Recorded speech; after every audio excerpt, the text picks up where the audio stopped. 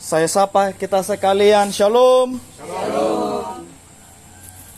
Jemaat yang diberkati Tuhan, dalam ibadah pada saat ini tersedialah bagi kita sebuah tema yang akan menjadi bahan perenungan di sore ini, yaitu hamba dosa dan hamba kebenaran. Ada dua hal yang dibahas dalam bacaan kita, yaitu ada orang yang menaruh dirinya menjadi hamba dosa, dan juga ada umat Tuhan yang menaruh dirinya sebagai hamba kebenaran, atau ia menghamba kepada Kristus Tuhan. Tentu kata hamba, kita sudah sangat tahu apa itu seorang hamba. Ya, bila ada hamba, tentu ada tuannya, atau ada seorang yang dia layani sebagai seorang hamba. Seorang hamba atau budak, dia sangat terikat dengan seorang tuannya. Apa yang Tuhan inginkan, seorang hamba wajiblah untuk melakukannya.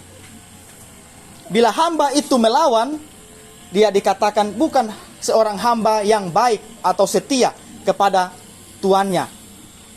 Bila dia tidak melakukan apa yang disuruh atau diperintahkan oleh seorang majikannya.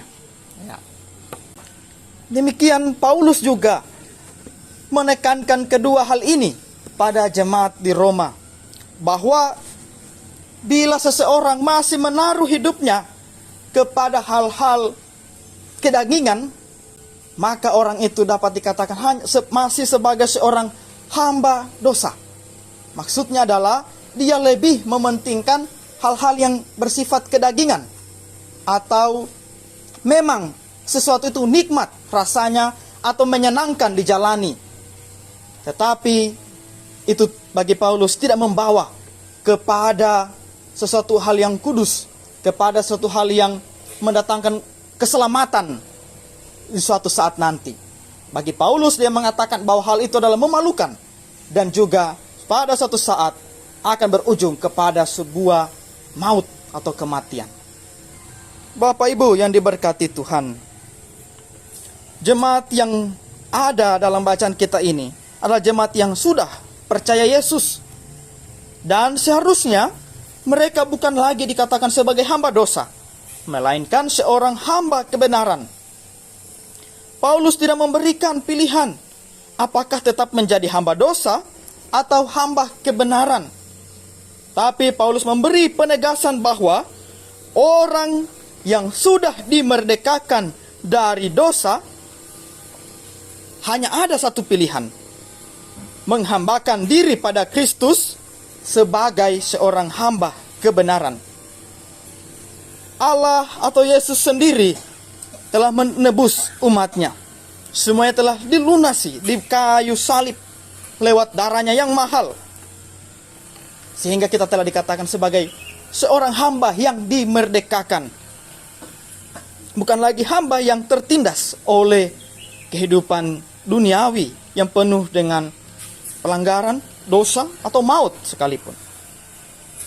Paulus mengingatkan mereka kehidupan yang lama ketika menjadi hamba dosa, penuh dengan kecemaran dan kedurhakaan. Bicara soal durhaka, tentu Bapak Ibu tahu ya cerita seorang anak yang durhaka. Masih ingat cerita siapa? Ya, maling kundang. Maling kundang dikatakan adalah anak yang durhaka, karena pada waktu itu menurut kisahnya dia tidak akui mamanya. Mamanya bilang, kau itu maling kundang. Tapi bukan, saya tidak kenal siapa itu maling kundang. Dan saya tidak memiliki seorang ibu yang miskin tua seperti kamu. Itu dikatakan anak yang durhaka. Dia durhaka atau melawan kepada yang lebih di atasnya, yaitu mamanya sendiri, sehingga dia kena kutuk. Itu ceritanya ya. Tapi syukur pada Tuhan bahwa Tuhan kita Yesus Kristus, walaupun kita hidup durhaka, sering melawan kehendak Tuhan, Tuhan kita tidak seperti mamanya maling kundang. Kalau Tuhan kita seperti mamanya maling kundang, mungkin kita semua ini dikutuk jadi batu. Ya. Tapi Tuhan kita penuh kasih. Bahkan dia rela menebus umatnya di kayu salib untuk sebagai keselamatan bagi umat yang percaya. Sehingga maka sia-sialah bila hidup kita sampai saat ini, setelah kita dimerdekakan dari hidup sebagai hamba dosa, dan bila kita tetap menghamba kepada hal-hal yang bersifat dosa tadi. Malah kita hidup menjadi hamba kebenaran. Tidak ada keuntungan ya Bapak Ibu bila ketika kita hidup dalam dosa. Sebaliknya, ketika mereka menjadi hamba kebenaran, Tuhan dapat memakai mereka untuk menghasilkan buah-buah berkat, menjadi kekudusan dan buah hidup yang kekal suatu saat nanti. Pertanyaannya, apakah kita akan tetap tinggal dalam dosa?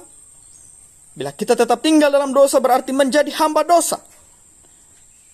Memang setiap orang itu tidak luput dari dosa. Setiap orang tentu memiliki catatan kelam dalam hidupnya. Tapi sebagai umat yang terus diperbaharui, yang dikuduskan, malah kita terus untuk memperbaiki, mengevaluasi diri untuk dapat menjadi layak sebagai hamba kebenaran.